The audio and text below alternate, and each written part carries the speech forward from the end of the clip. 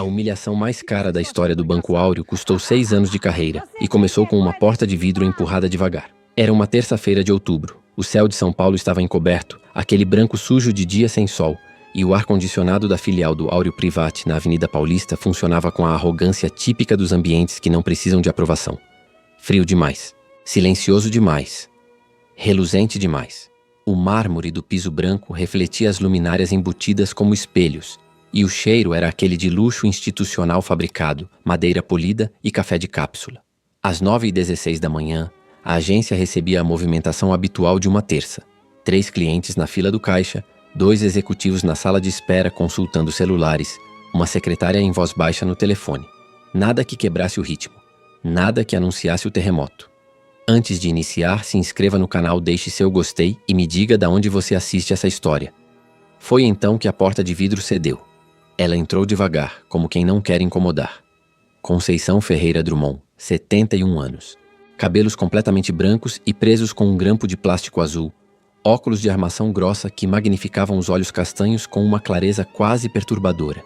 O vestido florido, branco com flores amarelas e verdes, passado a ferro com capricho, tinha aquele aspecto de roupa que foi bonita e continuou sendo, não pela moda, mas pela teimosia de quem cuida das coisas com amor. A bolsa de couro marrom estava gasta nas alças, o couro desbotado em 2 pontos simétricos que só aparecem em bolsas carregadas com frequência por muitos anos. Sapatos de salto baixo, pretos, limpos. Ela carregava um papel dobrado em 4 partes que consultou rapidamente antes de se orientar em direção ao balcão. O segurança Marcos, 26 anos, trabalhando no Áureo havia 8 meses, notou a senhora e abriu um sorriso automático de recepção. Ela agradeceu com um leve aceno de cabeça. Ninguém mais prestou atenção. O que ninguém ali sabia, e o que tornaria aquela manhã inesquecível para cada um dos que a testemunharam, é que a bolsa de couro gasto valia mais do que todos os objetos combinados dentro daquela agência. Não pelo couro, pelo que ela carregava dentro. Gustavo Meirelles, 42 anos, gerente-geral da filial do Banco Áureo Private há exatamente 6 anos e 4 meses, não viu Conceição entrar. Ele estava na posição preferida, de pé atrás do balcão de vidro que separava o espaço gerencial da área de atendimento comum, braços cruzados, relógio italiano girando no pulso esquerdo no ritmo inconsciente de quem precisa ser notado. O terno azul marinho era pesado demais para o clima, mas absolutamente necessário para a imagem. Os sapatos envernizados refletiam o piso de mármore. Gustavo havia aprendido, ao longo de uma carreira construída em regras não escritas, que aparência não era vaidade, era estratégia. Sua filosofia de trabalho tinha a crueldade elegante das verdades que nunca se dizem em voz alta, mas todos praticam. Tempo é dinheiro, e dinheiro tem aparência. Clientes internos recebiam café expresso e sala privativa. Clientes sem o verniz adequado eram redirecionados ao autoatendimento com um sorriso que chegava aos dentes, mas não chegava aos olhos. Em 6 anos, Gustavo havia transformado aquela filial numa das mais rentáveis do estado. Os números eram impecáveis, os princípios eram invisíveis. E os dois coexistiam em paz porque ninguém com poder suficiente para questioná-los havia aparecido pela porta de vidro da Avenida Paulista. Ainda, seus subordinados conheciam as regras sem que fossem escritas em lugar nenhum. Priscila Carvalho, 24 anos, recém-contratada havia 3 semanas, tinha aprendido rápido. Cabelos pretos em coque, jaleco azul da instituição levemente grande demais nos ombros, ela atendia no balcão com aquela energia ansiosa de quem ainda quer fazer tudo certo e ainda acredita que isso basta. Quando Conceição chegou à sua posição e disse com voz suave e precisa: "Boa tarde, minha querida. Meu nome é Conceição Drummond. Vim tratar do espólio do meu marido, Ernesto Drummond." Priscila digitou o nome no sistema com os dedos ágeis de quem já está acostumada. E parou. Os olhos foram para a tela. Voltaram para Conceição. Foram de volta para a tela. 2 segundos completos de imobilidade. Depois ela disse com a voz um pouco mais alta do que pretendia: "Um momento, senhora. Vou chamar o gerente." Gustavo atravessou o espaço com aquele passo cadenciado de quem faz um favor ao se aproximar. Olhou para Conceição. O vestido, a bolsa, os óculos. Calculou tudo em menos de 4 segundos com a precisão de quem fez isso milhares de vezes. O resultado foi imediato e silencioso. A senhora veio tratar de quê, exatamente? A voz tinha aquela entonação específica. Não rude o suficiente para ser chamada de desrespeitosa, mas condescendente o suficiente para doer. O tom de quem atende uma criança perdida. O tom de quem já sabe a resposta antes da pergunta. Conceição tirou os óculos, limpou as lentes com a barra do vestido e os recolocou com calma absoluta. "Herança do meu marido, meu filho. disse ela, sem tirar os olhos dele. Ernesto Drummond. O sobrenome bateu. Gustavo sentiu algo, um eco, um reconhecimento quase físico, mas recusou a deixar que se instalasse de verdade. Devia ser coincidência. Havia muitos Drummond no Brasil. Senhora, começou ele, modulando a voz no tom oficial de quem vai explicar o óbvio.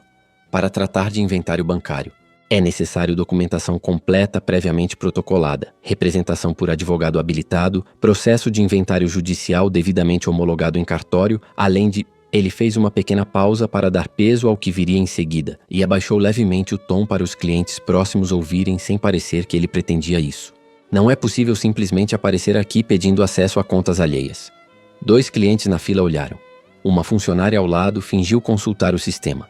O segurança Marcos, que escutava da entrada, desviou o olhar para o teto. Conceição não recuou 1 milímetro. Não respirou mais rápido. Não corou. Simplesmente pousou a bolsa de couro gasto sobre o balcão e começou a retirar documentos, um por um, com calma de quem não precisa se apressar porque já chegou. Certidão de óbito. Ernesto Cavalcante Ferreira Drummond, falecido há 21 dias. Certidão de casamento. 47 anos de união. Alvará judicial já homologado pelo Tribunal de Justiça. Procuração do escritório Drummond em Associados, com carimbo original e firma reconhecida. Gustavo pegou os papéis com 2 dedos, como quem toca algo de procedência duvidosa, e os estendeu para Priscila revisar. A atendente ficou completamente branca. Doutor Gustavo, ela chamou, a voz baixa e tensa como arame esticado. O senhor precisa ver isso. Gustavo pegou os documentos de volta com a impaciência discreta de quem não espera surpresas. Leu a primeira linha do alvará com os olhos semicerrados do profissional que já viu tudo. Parou na terceira linha. Leu de novo. O nome completo do falecido. Ernesto Cavalcante Ferreira Drummond. E abaixo, em negrito institucional, a qualificação que fazia o ar sumir. Fundador e presidente emérito do Banco Áureo S.A. O papel ficou levemente inclinado nas mãos de Gustavo. Ele não percebeu. Fundador. A palavra tinha 7 letras e o peso de uma viga de concreto. Gustavo conhecia o nome. Claro que conhecia. O retrato de Ernesto Drummond estava pendurado no hall de entrada da sede nacional em moldura dourada, com plaquinha de metal gravada. O nome estava na pedra fundamental do prédio sede, em letras de granito escuro que Gustavo atravessava toda segunda-feira sem olhar porque já sabia que estava lá. Ernesto Drummond havia fundado o Banco Áureo 43 anos atrás, de uma sala sem janela no centro de São Paulo, com 2 funcionários e uma convicção que muita gente na época chamou de ingênua, que banco sério não julga o cliente pela roupa, mas pela integridade. Gustavo sabia disso porque havia estudado a história da empresa no processo seletivo para gerente. Havia decorado a linha do tempo institucional para a entrevista final. Havia mencionado o legado do fundador como um dos motivos pelos quais queria trabalhar ali. E havia passado os últimos 6 anos aplicando exatamente o oposto de tudo que Ernesto Drummond havia construído. A mulher à sua frente, de vestido florido, óculos de farmácia e bolsa gasta, era a viúva do homem cujo rosto estava na parede da empresa, a maior acionista individual da instituição. E ele acabara de explicar em voz alta na frente de 5 testemunhas que ela não poderia simplesmente aparecer pedindo acesso a contas alheias. O suor nasceu na nuca antes que ele percebesse que estava suando. Senhora Drummond, Dona Conceição está bem, ela disse com aquela serenidade que não era frieza. Era algo diferente, mais antigo, a calma de quem já passou por coisas que fazem uma situação dessas parecer pequena. Ajeitou os óculos. Pode continuar. O que Gustavo não sabia, o que tornava tudo infinitamente pior, era que a extensão real do que aquela bolsa gasta carregava ainda não havia se revelado completamente. Priscila, que continuava lendo a tela com a boca levemente aberta, estava descobrindo camada por camada. As contas pessoais do falecido, os investimentos. E então, enterrado nos documentos anexos ao alvará, o item que fazia o quadro completo desabar de uma vez.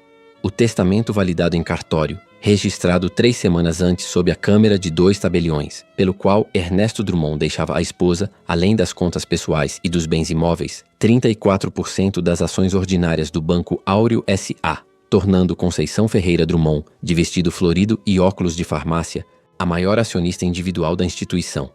Acima do conselho diretor. Acima da holding familiar dos herdeiros minoritários. Acima de qualquer estrutura de poder que a mente de Gustavo Meireles poderia construir em seus piores pesadelos. A ligação estava na caixa postal dele desde as 8h40 da manhã. O diretor-presidente do banco, Dr. Heitor Sampaio, Havia ligado pessoalmente para a filial avisando da visita. Priscila havia atendido, anotado o recado num post-it cor-de-rosa que colou na lateral do monitor de Gustavo e tentado avisá-lo 2 vezes enquanto ele conduzia uma reunião interna sobre metas de captação do trimestre. Da segunda vez, ele a havia interrompido com um gesto único da mão direita, polegar e indicador em pinça. Os outros 3 abertos, o gesto universal de agora não, sem tirar os olhos da planilha na tela. O post-it ainda estava na lateral do monitor, cor-de-rosa, inocente. Outros clientes começaram a perceber que algo estava acontecendo. Não sabiam o quê, apenas que o gerente tinha ficado da cor de cal e que a senhora de vestido florido continuava imóvel e serena enquanto ele tentava reorganizar o rosto. Uma mulher de blazer vermelho na fila do caixa baixou o celular. Um homem de meia-idade consultando o extrato olhou por cima do papel. A funcionária que fingia revisar documentos havia parado completamente de fingir. Foi aqui que a memória de Conceição voltou, involuntária e precisa, como as memórias antigas que a gente não convoca. Elas simplesmente aparecem quando o ambiente é familiar o suficiente. 42 anos atrás, ela havia acompanhado Ernesto numa manhã de sábado.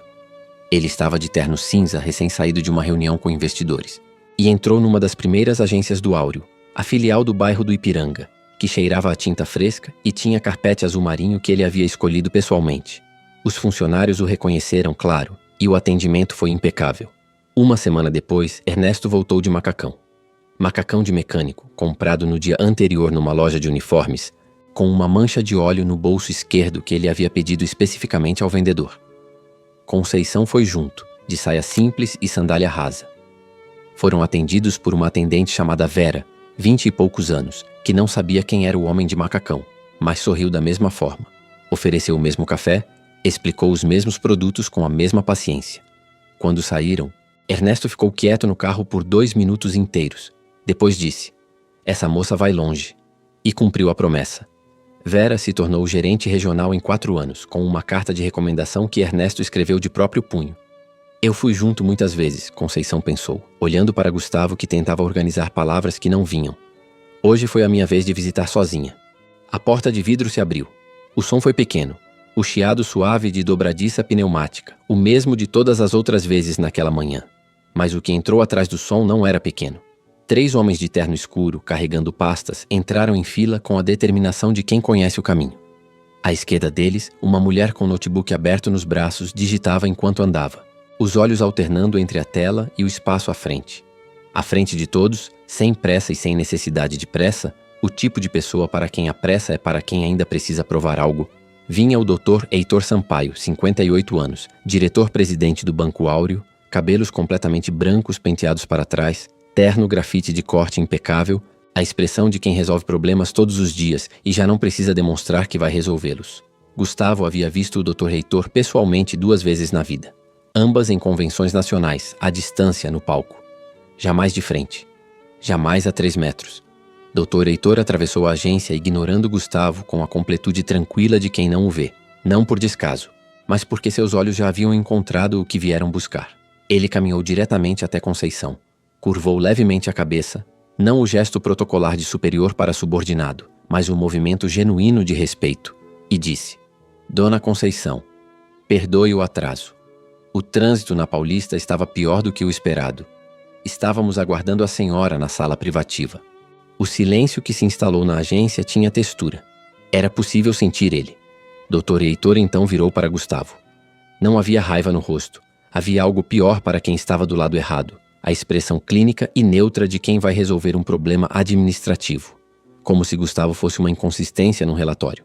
"Eu presumo", disse Dr. Heitor, a voz baixa, mas absolutamente audível em cada canto da agência, que o atendimento foi à altura da nossa acionista majoritária.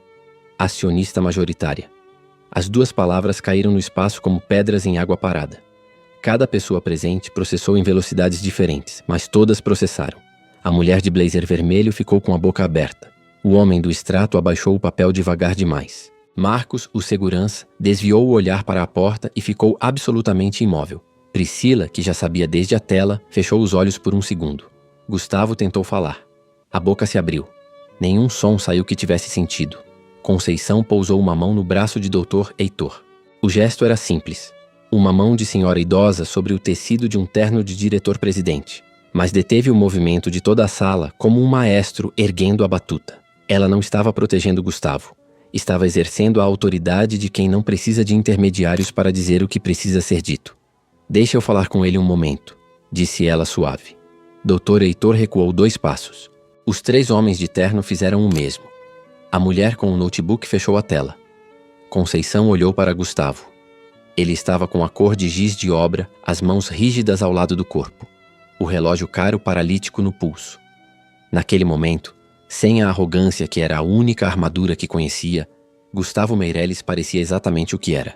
Um homem de 42 anos que havia confundido status com caráter tão completamente que já não sabia distinguir um do outro. Meu marido, começou Conceição, a voz carregando aquela textura específica de quem foi muito amada e acabou de perder a pessoa que a amava. Fundou este banco com uma convicção muito clara. Não foi um princípio que ele escreveu num manual e deixou na gaveta. Era uma prática, uma escolha diária. Ela fez uma pausa.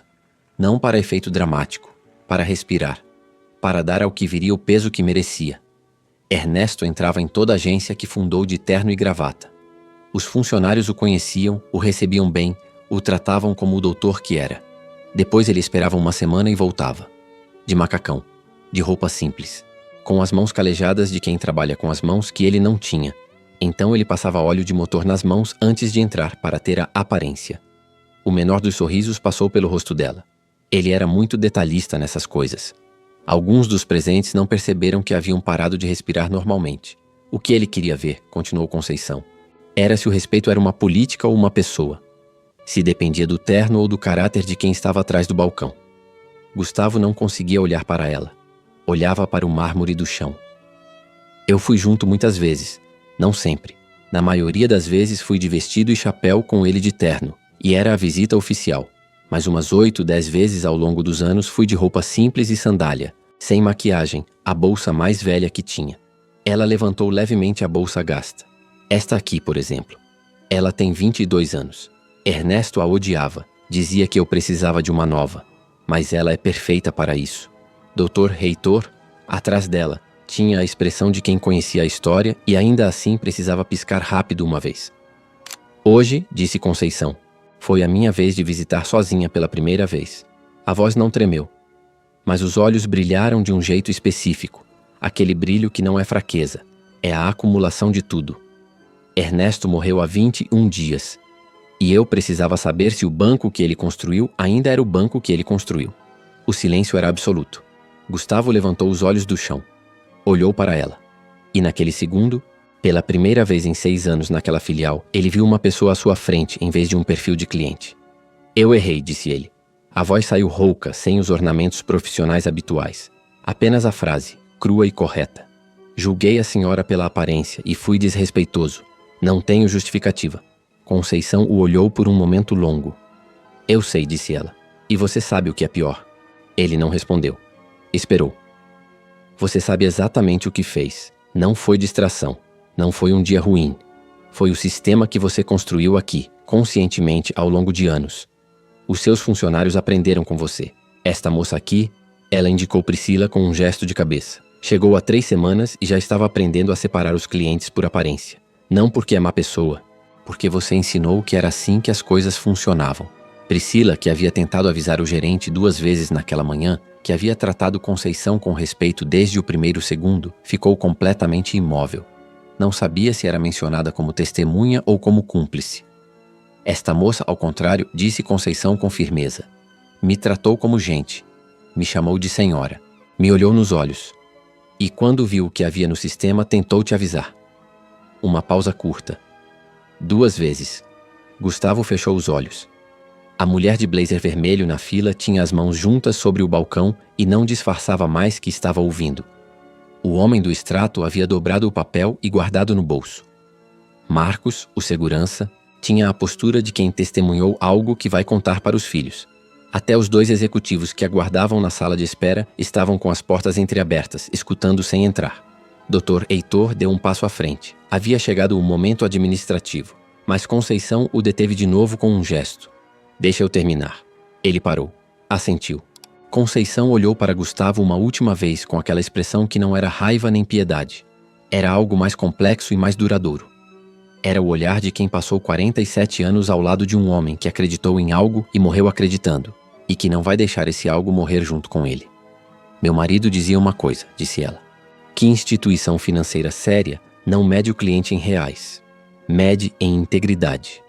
Porque o dinheiro vai e vem, o caráter fica. E a reputação de um banco é feita dos milhões de momentos em que um funcionário escolhe como vai tratar a pessoa à sua frente. Ela fechou a bolsa com um fecho metálico que rangia levemente. Você vai continuar no seu cargo, disse ela, antes que qualquer um tivesse feito qualquer anúncio. Não porque eu não posso pedir o contrário. Posso, e todos aqui sabem que posso, mas porque demissão é fácil. Demissão resolve o problema de hoje e ignora o problema de amanhã. Gustavo piscou. Não esperava isso. O que vai acontecer, disse Conceição, é que você vai aprender de novo, do começo. A consequência chegou por escrito 3 dias depois, em memorando interno assinado pela nova acionista majoritária e chancelado pelo diretor-presidente. Criação imediata do programa Ernesto Drummond de atendimento humanizado, de implementação obrigatória em todas as filiais do país. O programa era simples e impiedoso no melhor sentido. Gerentes de filial de todo o território nacional passariam 30 dias trabalhando no balcão comum de suas próprias agências, sem identificação de cargo, sem os ornamentos de hierarquia, sem o relógio caro visível, sem a mesa com a plaquinha de gerente, sem o direito de direcionar clientes ao autoatendimento baseado na aparência.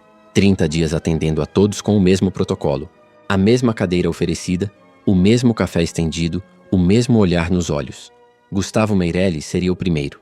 A notícia correu à rede interna do banco numa tarde. Houve conversas em corredores, mensagens em grupos de WhatsApp de funcionários, o tipo de burburinho que vira folclore institucional. Muitos aguardavam a demissão. Quando o memorando chegou descrevendo a alternativa, o silêncio foi de espécie diferente. O silêncio de quem reconhece algo mais difícil e mais honesto do que esperava.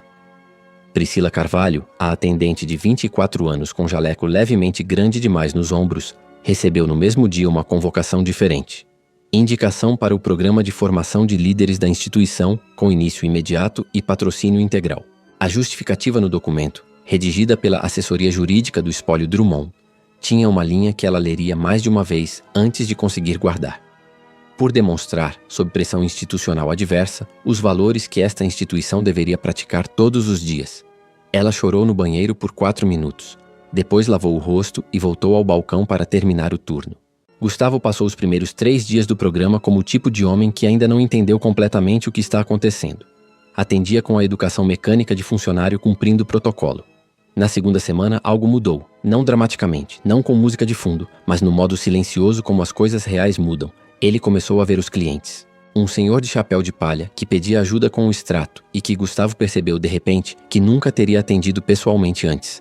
Uma jovem com uniforme de supermercado que queria abrir a primeira conta. Um casal de idosos que tinha dúvidas sobre previdência e que ficaram surpresos quando o gerente, sem identificação de cargo, sem terno italiano, se sentou e explicou tudo sem pressa. No 30º dia, Gustavo escreveu um relatório interno. Era obrigatório pelo programa, mas foi além do obrigatório. Descreveu em 3 páginas sem ornamentos retóricos o sistema que havia construído naquela filial e o que esse sistema fazia aos funcionários e aos clientes. Era a confissão que ninguém havia pedido. Conceição recebeu uma cópia. Ela leu uma vez, dobrou o papel e o guardou na gaveta do escritório de Ernesto, onde ele guardava as coisas que precisava lembrar. 8 meses depois da manhã de terça-feira na Avenida Paulista, o Banco Áureo lançou sua nova campanha institucional em rede nacional. 30 segundos de vídeo. Sem música dramática. Sem narrador impostado. Uma senhora de vestido florido empurra a porta de vidro de uma agência bancária. A câmera mostra os olhares, os julgamentos instantâneos, o varrido rápido da aparência, a leitura equivocada que todo ser humano faz quando não está prestando atenção. Depois, a câmera vai para o rosto da senhora. Os olhos castanhos atrás dos óculos de armação grossa. A calma que não é indiferença. Fundo branco.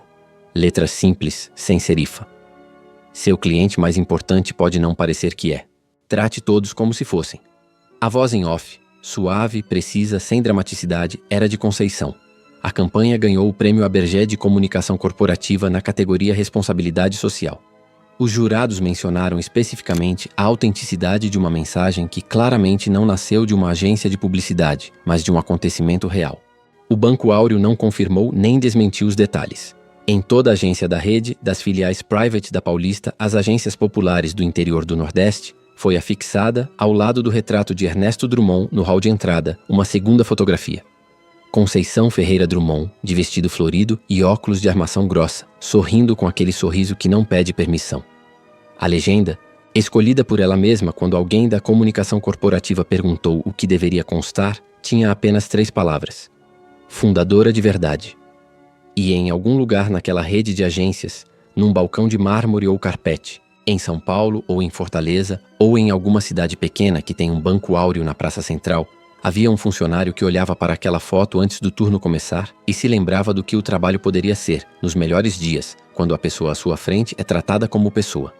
Ernesto Drummond havia acreditado que isso era possível. Conceição havia provado que era necessário. E cada manhã que aquelas portas de vidro se abriam, a conversa continuava.